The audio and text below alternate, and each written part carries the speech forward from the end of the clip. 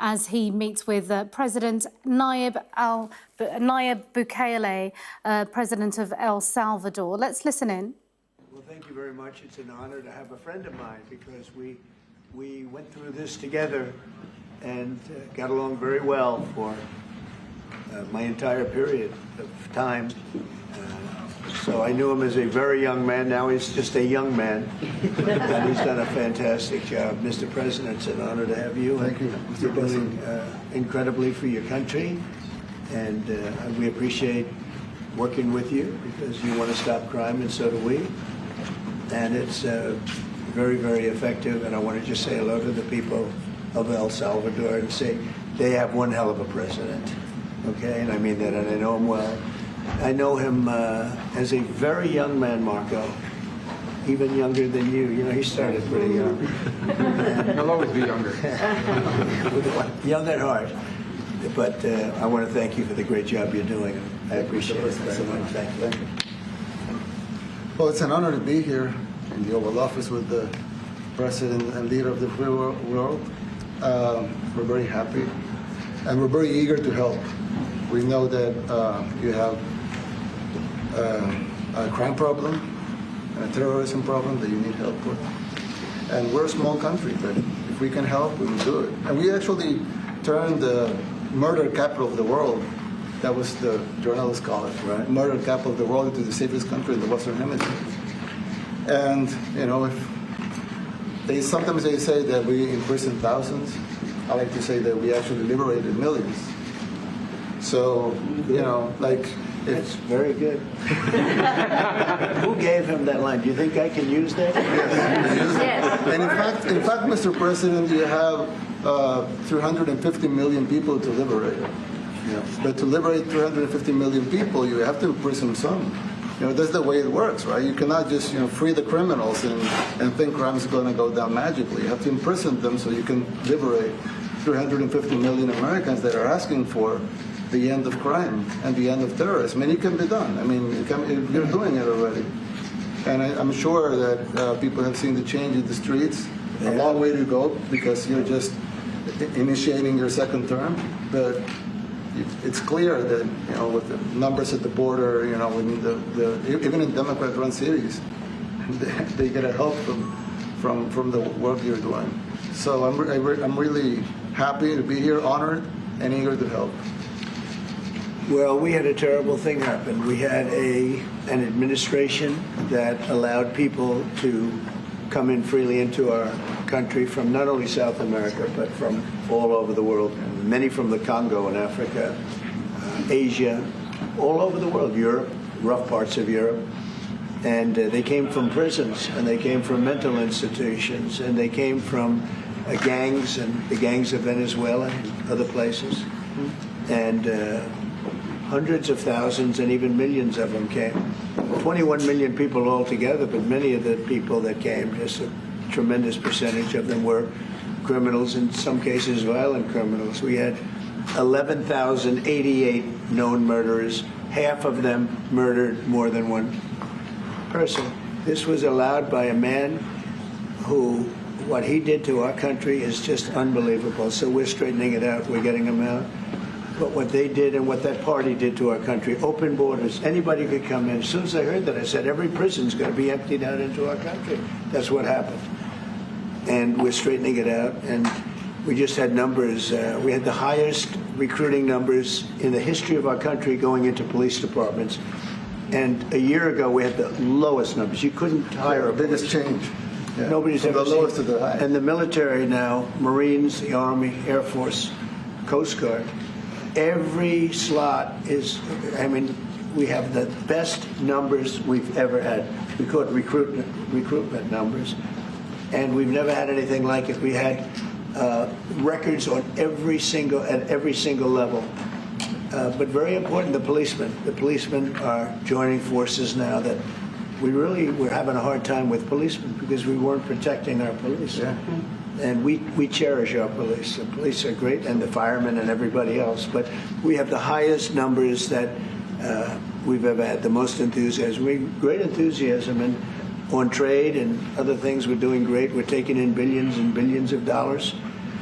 We made 2 weeks ago, I gave them a little bit of a pause because, you have to show a little flexibility. But we go back to what we have to do. The markets have been very strong once they got used to it. But we were losing $2 billion a day. There's no company big like this, but this is the biggest deal ever made. Now we're making $3 billion a day. We're a great country, but we had stupid people running this country. And I can say it. What they've done to us at the border should never and can never be forgotten. It's a sin, what they did. And you are helping us out, and we appreciate it. Thanks. Thank you. Actually, what you're doing with the border is remarkable. It has dropped, 95%? It's incredible. As of this morning, 99%, 99.1% to be exact. Why are those numbers not in the media? Well, they get out with the fake news, like CNN over here doesn't want to put them out because they don't like putting out good numbers. They only like putting out because I think they hate our country, actually. Yeah, but it's a shame. You're right. Isn't that a great question? Why doesn't the media? Why don't they put out numbers? Yeah, 99%. I mean, it's crazy, right? We're doing it's great. A crazy turnaround. Christy, could you maybe say a couple of words about the border? How we're doing? It's just been absolutely phenomenal what a great leader can do. Clear direction. Our laws matter. We should only have people in our country that love us, and the Border Patrol and our ICE officers and law enforcement officers have done fantastic work. So we're proud of them. Now we just need to get the criminals and murderers and rapists and dangerous gang members and terrorist organizations out of our country. So, Mr. President Bukele, we thank you very much for your partnership. It has been wonderful for us to be able to have somewhere to send the worst of the worst and someone to partner with. And we'd like to continue that partnership because it's been a powerful message of consequences. Mr. President, you wanted people to know that there was consequences if you break our laws and harm our people and endanger families. And this is a clear consequence for the worst of the worst that we have somewhere to put them. Thank you very much. Yeah, we even had this gang member from Venezuela, one of the ones you sent, and we interviewed him just to get some information, etc. from them. And he said, I got arrested 6 times, but they released me the 6 times, so I should be released again. And then we said, well, what's the last thing you do? And he said, well, I shot a cop in the leg, but I didn't kill him. I just shot him in the leg. And we're like, this guy was arrested 6 times here in the United States, 6 times. He was released 6 times. And in the he was released 5 times, and the last time he was sent to El Salvador, right? So he's not getting released. But the last time he shot a cop, actually, and he shot him in the leg. So these are, like you said, there's something broken. It's the liberal establishment. But they're not running things anymore in this country, and we're run by people with, it's all common sense. Yeah. It's not liberal conservative, it's common sense. Exactly. And, do you allow men to play in women's sports? Do you allow men to box your women and box? Because I know you have a lot of boxing. That's violence. That's abuse of a woman. Against women. It's abuse of a woman. Totally. But we have people that fight to the death because they think men should be able to play in women's sports. And some of those sports, it wouldn't matter much, but it still matters. But some of them are very dangerous for women. Some years ago, like you said, a decade ago or so, women's rights movements were pressuring so that we enacted specific laws to avoid men abusing women. And I think those laws were great because there were a lot of men abusing women. But now some of the same people are trying to backtrack on that and actually trying to make new laws allowing men to abuse women in sports. So actually, that doesn't make sense. It doesn't make sense. It's crazy. They have weightlifting records, right? Yeah. A woman gets up and swings. She's incredible. A guy gets up and beats her by 100 pounds. What are you going to do? A record that hadn't been broken in 18 years. They put on an ounce, quarter of an ounce, eighth of an ounce for 18 years. Now they have a guy come up, ping. The whole thing is crazy. But they continue to fight. And I don't like talking about it because I want to save it for just before the next election. I said to my people, don't even talk about it because they'll change. And but I watched this morning, there was a congressman fighting to the death for men to play against women in sports. And you say to yourself, why? What are they doing, right? What are they doing? But your country's not too big in that. No, of course not. We're big in protecting women. Good. That's right. It's a very important form of protection, too. And as you can see, most of my cabinet are women, so. That's impressive. Yeah. That's why you're And running. they're not DEI hires or anything. They're just great at what they do. Right? That's right. This is very impressive. Yeah, This no. is a first. We've had women, but we've never had 3 of them right here. That's 4 and 3 And men. look what we have. You guys feel a little bit mistreated? That's good. I like it. Well, we've been advanced. I've been very advanced in that regard, too. We have Pam, who's been so fantastic. Christy, and the most powerful woman they see anywhere in the world. Exactly. She's rated. They're all afraid of Susie Wells, they say, oh, she's tough. Most powerful woman in the world, according to magazines. What do I know? Yes. But I think she probably is. Yeah, she probably is. She probably is. Congratulations. And you know, Stephen has done such a great job. Thank you, sir. We have great He's people. very famous too. But we love working with him. He really lets them have it, right? Yeah, exactly. There's no games. No. It's very good. He knows. Do you have any questions, please? President Trump. Go ahead, let's not start Mr. with President. CNN because they're just so Mr. President. wrong. Yeah, please. Yeah, thank you, Mr. President. You repeatedly mentioned last night that Russia's attack on Ukraine was a mistake. What is the exact mistake?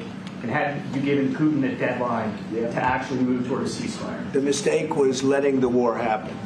If Biden were competent and if Zelensky were competent, and I don't know that he is. We had a rough session with this guy over here. He just kept asking for more and more.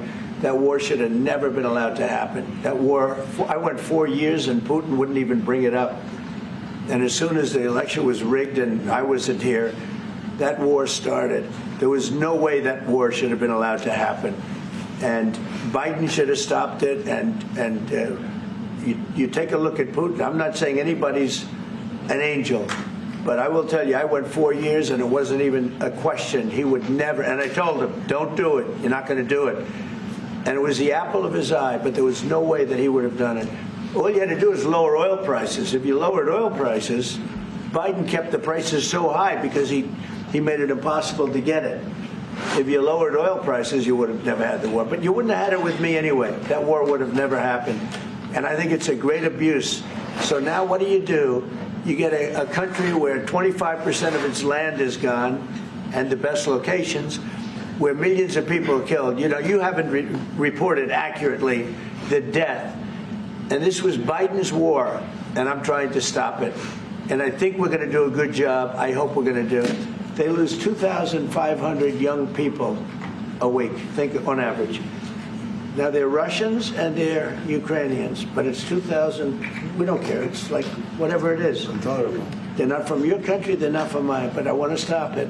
2,500, it's a killing field. It's like the Civil War. You take a look. I look at the satellite pictures.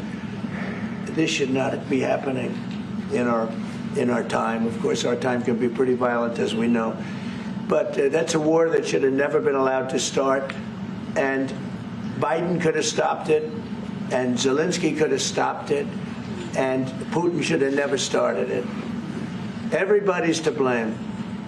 Have you spoken to President Zelensky, sir, about his offer to purchase more Patriot missile batteries? Oh, I don't know. He's always looking to purchase missiles. You know, he's against. Listen, when you start a war, you got to know that you can win the war. Right? You don't start a war against somebody that's 20 times your size, and then hope that people give you some missiles. If we didn't give them what we gave, remember, I gave them javelins. That's how they won their first big battle with the tanks that got stuck in the mud, and they took them out with javelins. They have an expression that Obama at the time, Obama gave them sheets and Trump gave them javelins. But just something that should have never happened. It's a really shame. The towns are destroyed. Towns and cities are, largely destroyed. They have the spires, the beautiful spires that go up. They say they were the most beautiful in the world in Ukraine for whatever reason, but the most beautiful in the world, they're mostly laying on their side, shattered and broken. And most importantly, you have millions of people dead. Millions of people dead because of 3 people I would say 3 people. Let's say Putin number 1, but let's say Biden, who had no idea what the hell he was doing, number 2, and Zelensky. And all I can do is try and stop it. That's all I want to do. I want to stop the killing. And I think we're doing well in that regard. I think you'll have some very good proposals very soon. Last question, sir. Have you attributed a motive through the FBI investigation behind the attack on Governor Josh Shapiro over the weekend? No, I haven't, but the attacker was not a fan of Trump, I understand, just from what I read and from what I've been told. The attacker basically wasn't a fan of anybody. It's probably just a whack job. And certainly a thing like that cannot be allowed to happen. Good relation with President Bukele, the best guarantee that this time you won't terminate the temporary protected status? I have a great relationship with this man. I have the best relationship with him. We've known each other. I've known him since he was a very young man, as I said, very, very young. And I was impressed. I said, look how this guy is. In fact, you sort of look like a teenager. You look like a teenager. I said, what kind of a country is this? He grew up well in the last 5 years. Do you support the extension for nationals of El Salvador under temporary protected status? Do you plan to ask him? Let's hear the question from this very low-rated anchor at CB. Thank you, President. Do you plan to ask President Bukele to help return the man who your administration says was mistakenly deported? The man who was mistakenly deported to El Salvador? Well, let me ask Pam, would you answer that question? Sure, President. First and foremost, he was illegally in our country. He had been illegally in our country. And in 2019, 2 courts, an immigration court and an appellate immigration court, ruled that he was a member of MS-13 and he was illegally in our country. Right now, it was additional paperwork had needed to be done. That's up to El Salvador if they want to return him. That's not up to us. The Supreme Court ruled, President, that if, as El Salvador wants to return him, this is international matters, foreign affairs, if they wanted to return him, we would facilitate it, meaning provide a plane. So will you return him, President Bukele? And you are doing a great job. Thank you. ¿Usted estaría dispuesto Wait a minute. Can you just also respond to that question? Because, it's asked by CNN, and they always ask it with a slant because they're totally slanted because they don't know what's happening. That's why nobody's watching them. But would you answer that question also, please? Yes, gladly. So, as Pam mentioned, there's an illegal alien from El Salvador. So, with respect to you, he's a citizen of El Salvador. So, it's very arrogant even for American media to suggest that we would even tell El Salvador how to handle their own citizens as a starting point. As 2 immigration courts found that he was a member of MS-13. When President Trump declared MS-13 to be a foreign terrorist organization, that meant that he was no longer eligible under federal law, which I'm sure you know, you're very familiar with the INA, that he was no longer eligible for any form of immigration relief in the United States. So he had a deportation order that was valid, which meant that under our law, he's not even allowed to be present in the United States and had to be returned because of the foreign terrorist designation.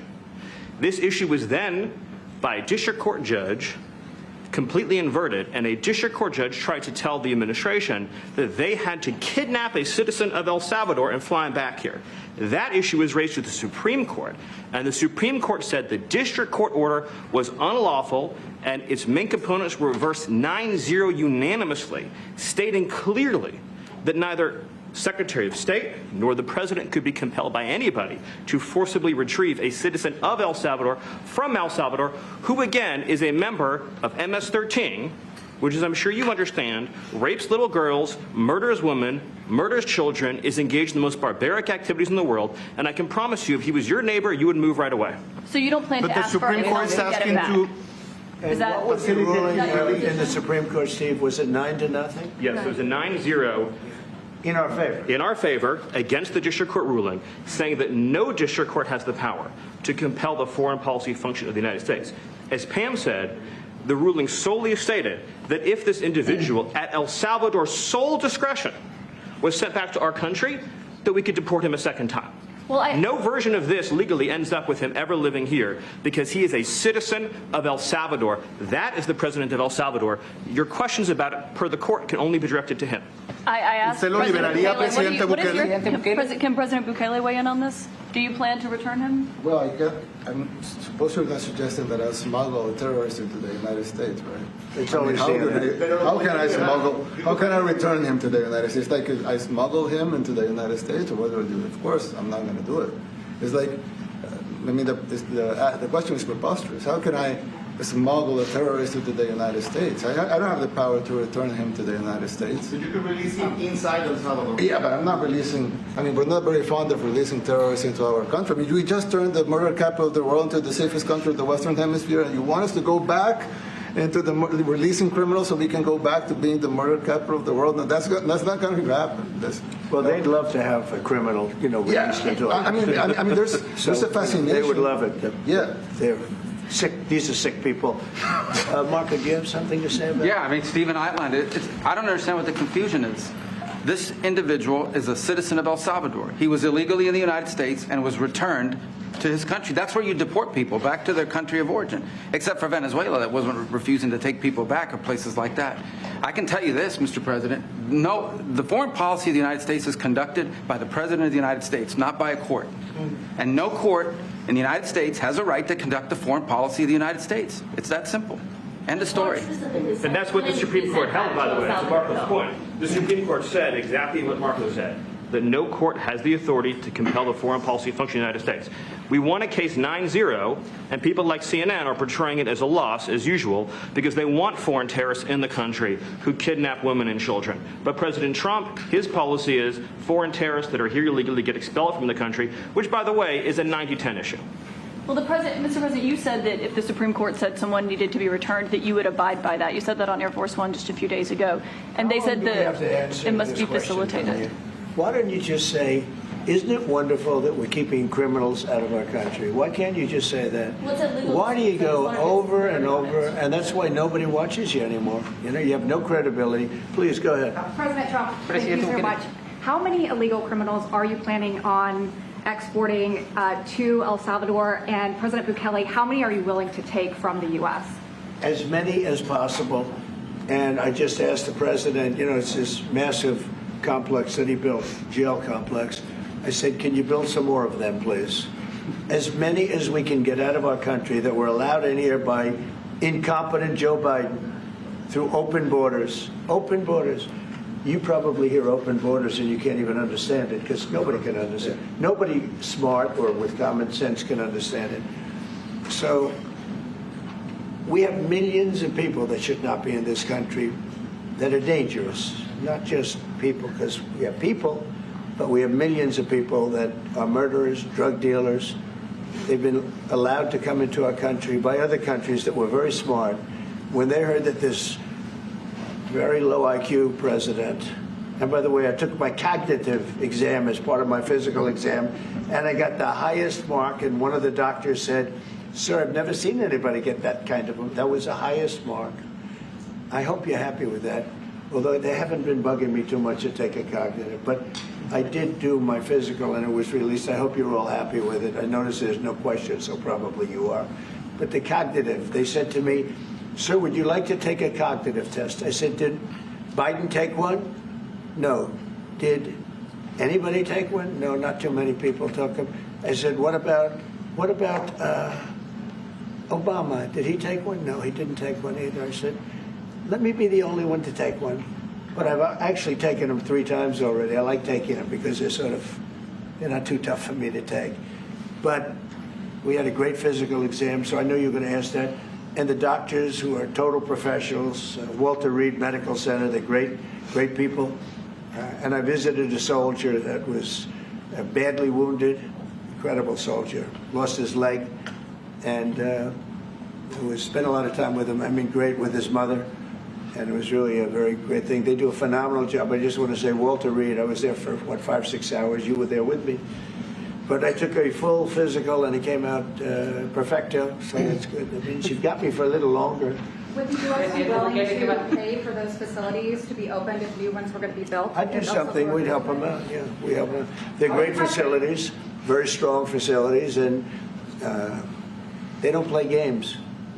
I'd like to go a step further. I mean, I said it to Pam. I don't know what the laws are. We always have to obey the laws, but we also have homegrown criminals that push people into subways, that hit elderly ladies on the back of the head with a baseball bat when they're not looking, that are absolute monsters. I'd like to include them in the group of people to get them out of the country, but you'll have to be looking at the laws on that, Steve, okay? Essential is it for you guys to be locking up these prisoners? And do you think more presidents should follow suit like you guys as far as taking a hard stance on crime here in the United States? Well, I do. I think everybody has to. I mean, the president said it better than anybody. He said, you know, you have liberty and you have to have liberty, but to have liberty, not everybody is going to be good. And, you know, some are bad because they're sick. They're mentally deranged. They're bad. Why do you Then you have to take them. If you're going to have a country, you're going to have to take those people out. And we've been doing that. But this was like an unforced error, they would call it, where we had people that may hate our country, or maybe they're just stupid people. I think they're probably stupid people more so. A lot of people said they did it for the vote. But I did better with Hispanic people than they did, because they always use Hispanic. I did better. You people love me. I saw my poll numbers in your country. I'm through the roof, right? 91%. Some people think they do it for the vote. But they don't have to do it for the vote. They cheat, you know, they're professional cheaters. That's about the only thing they do well. So we just have had a great relationship, and it's become bigger because of a strange thing that happened. You know, I came back. We had no war in Ukraine. We had no war we had no October 7th Middle East problem. We had nothing. We had no inflation. We didn't have the Afghanistan most embarrassing moment in the history of our country. The Afghanistan, not withdrawing, because I would have been out. You know, I had it all set to bring people out with dignity and pride. That was the worst, most embarrassing moment in the history of our country, Afghanistan. We didn't have any of that. You wouldn't have had the war with Russia, Ukraine. You wouldn't have had the Middle East problem because Iran was broke. They had no money because we had secondary sanctions on and lots of other sanctions. And now every single thing, got a problem with Iran, but I'll solve that problem. That's almost an easy one. We got to solve a war that should have never started, Ukraine and Russia, and we'll get that solved. And we have to solve problems, and we already solved inflation. You know, if you look at the numbers are incredible, actually. The stock market's up, and we're not letting other countries take advantage of this country like they have for the last 40 years. So thank you very much. You have a question, please? Yes, Mr. President, thank you so much. You scored another major investment win this morning when NVIDIA pledged to build its AI supercomputer, the first time ever, right here in the United States. Thank you. That's a question I like. That's true. What is your reaction to this announcement, sir, and how will this positively benefit Americans across the entire country? Well, it's one of the biggest announcements you'll ever hear, because NVIDIA, as you know, controls that almost the entire sector, which is one of the most important sectors in the world, between chips and semiconductors and everything else. And they're the biggest. And the other biggest we already have coming in is spending $300 billion, as you know. They announced 2 weeks ago. But NVIDIA is so highly respected. And this was an announcement that a lot of people, I knew it was going to happen, but not to the extent that it happened. It's big. And the reason they did it is because of the election on November 5th and because of a thing called tariffs. As I say, the most beautiful word in the dictionary. After love, God, relationship. The press actually hit me and said, tariff is the most beautiful word in the dictionary. What about family, love, God? So I got hit even on that. You understand? I said, okay. So now I say it's my fifth most favorite word, because they get you on anything. But that NVIDIA, it's one of the great companies of the world, modern, super modern companies, controls segments that nobody, you know, sort of controls the world in a sense, and they're coming in here in the biggest way with hundreds of billions of dollars, not like millions of dollars, hundreds of billions of dollars, and I'm honored by it. And I want to thank Jensen and all of the people that we deal with. They're great people. They're brilliant people. And without tariffs, they wouldn't be doing it. Okay? Thank you very much. Are you considering additional sanctions against Russia after their latest attack? And do you have an update on the rate and when you might announce semiconductor Well, I already tariffs? have sanctions on Russia. I put them there. If you remember, Nord Stream 2, that's the big pipeline that goes through Europe. I stopped it. That's Russia's pipeline, the largest pipeline, I think, in the world. Goes to Germany. And I stopped it.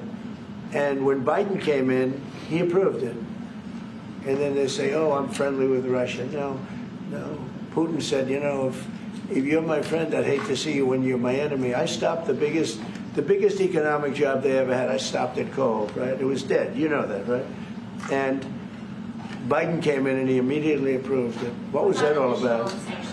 And it's a pipeline that takes care of a lot of the needs. Now, you know, it was a very controversial thing, but I stopped it and Biden approved it. Question? On tariffs? No, not you. Not Update today on potential semiconductor tariffs and potentially pharmaceuticals. What? Semiconductor tariffs and potentially pharmaceuticals. Pharmaceuticals we're going to do.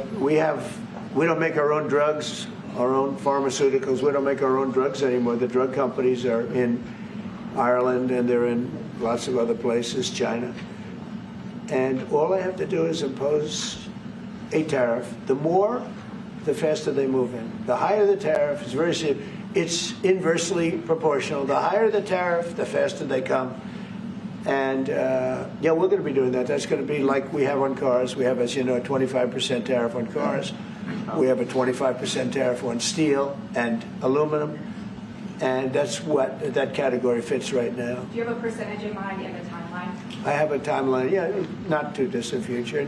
We're doing it because we want to make our own drugs. We're doing it because we want to make our own steel and aluminum, lumber, other things.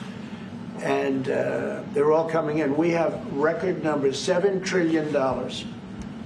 Since I announced, like a month and a half ago, since I came in, we have over $7 trillion being invested in the country. We didn't have $1 trillion. We didn't have $500 billion for some of these guys. They didn't know what the hell they were doing.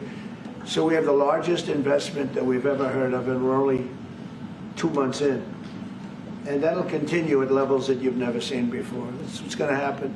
And even the stock market's up today. We also had, you know, a lot of people didn't say it the way it was. We had the largest gain in the stock market in history on every single category last week. That was a nice game because we were getting a little hit because people didn't understand the power of our country economically if you use it right. Do you have something to say on that, JD? Yes, sir. I mean, look, for 40 years we have lost manufacturing capacity. Workers have seen their wages stagnate. And some of the most critical things that we need, from the pharmaceuticals, the drugs that we give to our children, the antibiotics that we give to our kids, to the weapons that we actually need to fight a war, if God forbid we had to fight a war, we don't make enough of that stuff. And so President Trump ran explicitly on changing that.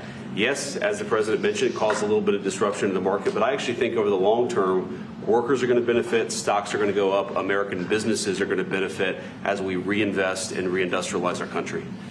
And the auto workers and the Teamsters and all of the unions, you know, not traditionally Republican, but I'm winning those unions by, we're up 40, 50 points on the Democrats. They're losing everything.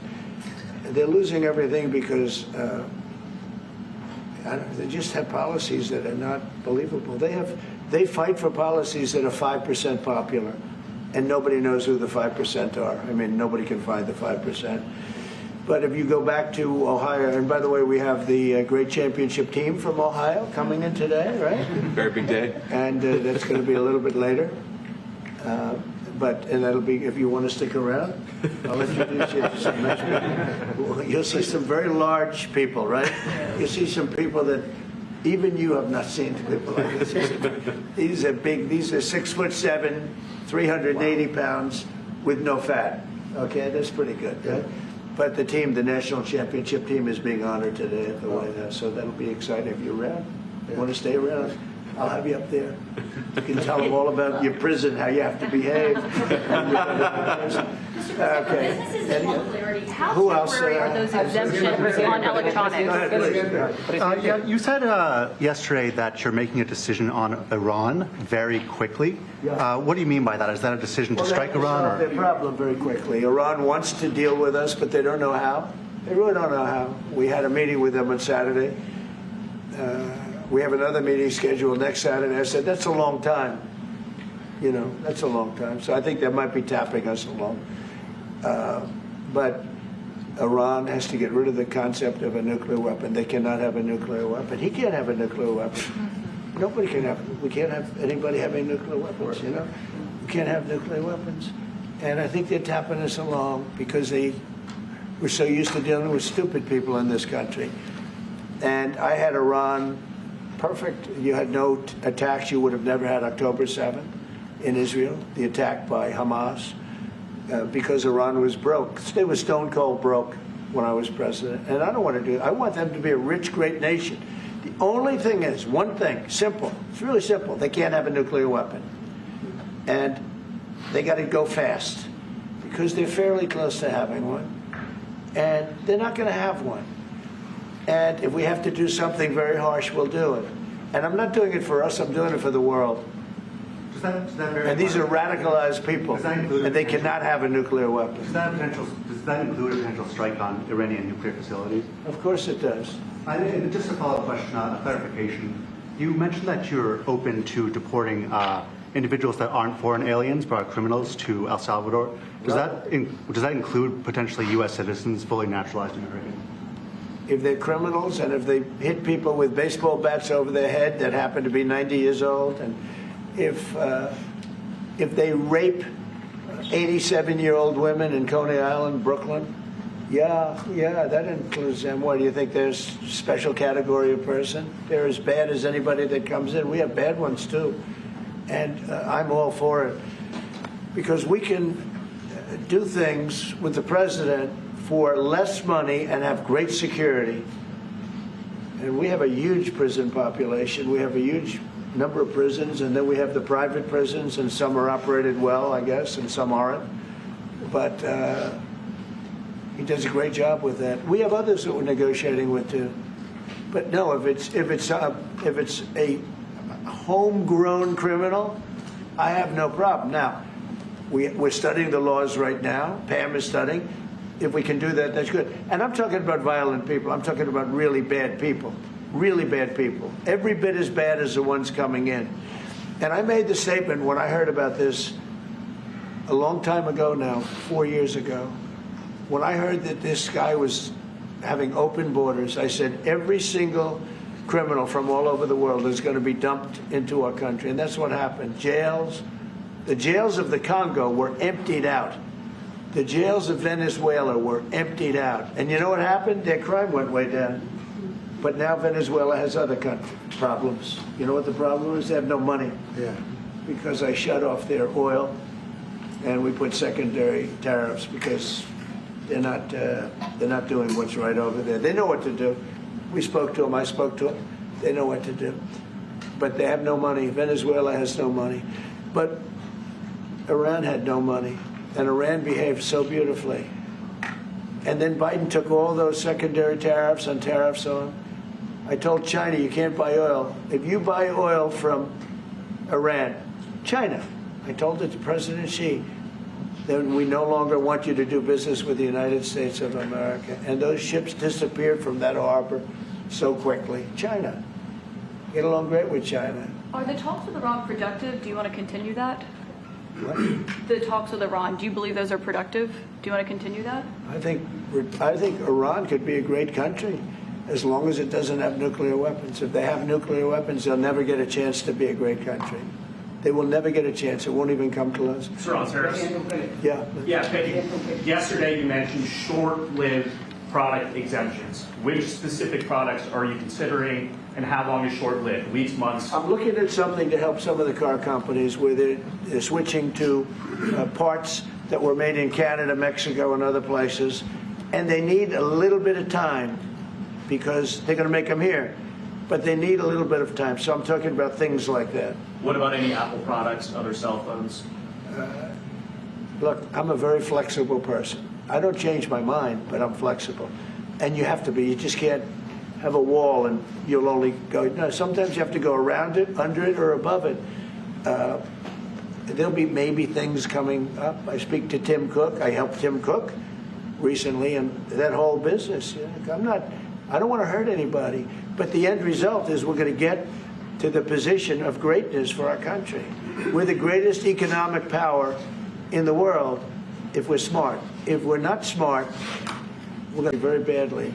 We lost with China over the Biden years trillions of dollars on trade, trillions of dollars, and he let them fleece us, and we can't do that anymore. And you know what? I don't blame China at all. I don't blame President Xi. I like him. He likes me. I mean, you know, who knows? Who the hell cares? Do you have any updates on But you know what? What? Do you have any updates with talks with China? No, let me just tell you this. I don't blame China. I don't blame Vietnam. I see they're meeting today. Is that wonderful? That's a lovely meeting. They're meeting like trying to figure out how do we screw the United States of America. Don't forget, the European Union was formed to do just that. The European Union was formed to hurt the United States and on trade. And they get us on NATO because they don't pay their bills. But now, since I got involved, they have been paying their bills. I took in over $600 billion for NATO. Nobody took in anything. I mean, they were all delinquent. They had 8 nations out of 28 paid their bills. The rest of them were way delinquent. And I said, if you don't pay your bills, we're not going to protect you anymore. And the money poured in over 600. The Secretary General last week made that statement. He said, I've never seen anything like it. We couldn't get anybody to pay because the United States was footing the bill for NATO. Well, we got hurt there, and we got hurt on trade, likewise, European Union. And they've got to come to the table. And they're trying to. They're trying to. But the European Union has taken terrible advantage. They don't take our food products. They don't take our cars. We have millions of their cars, BMW, Volkswagen, Mercedes-Benz, many others. They come in by the millions. They don't take. There are no Chevrolets in Munich, I can tell you that. I said to Angela Merkel when she was there, as she was letting millions of people infiltrate Germany, which was not so good from, we would call them illegal immigrants, but she made them legal. But I said to her, and I get along with her very well, I said, how many Chevrolets do we have in Munich or Frankfurt? Why, none, Donald, none. I said, you're right. And yet we take in millions and millions of cars. No, those days are over.